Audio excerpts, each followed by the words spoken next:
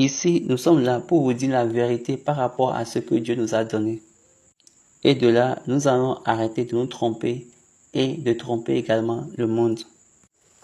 Le souverain sacrificateur est responsable de tous les sacrificateurs. Aaron est en charge des sacrificateurs dans la Bible. Il est responsable à la fois des sacrificateurs et des Lévites. Donc, le souverain sacrificateur est en charge des Lévites. Quand nous entrons dans le jargon de l'Église du christianisme céleste, le souverain sacrificateur est en charge des Lévites et de la chorale et des portiers. Donc le souverain sacrificateur dans l'Église du christianisme céleste est en charge des Lévites, de la chorale et des portiers. C'est ça l'ordre. C'est pour ces raisons, vous allez constater que la majorité de ceux qui sont devenus chargés aujourd'hui, ils avaient passé par la chorale. Ils étaient tous dans la chorale.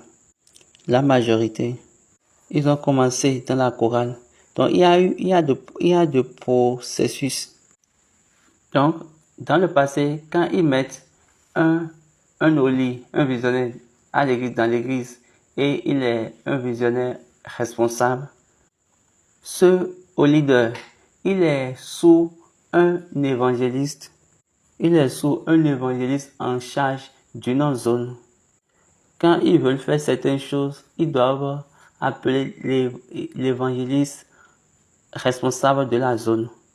Leur mission, elle est limitée.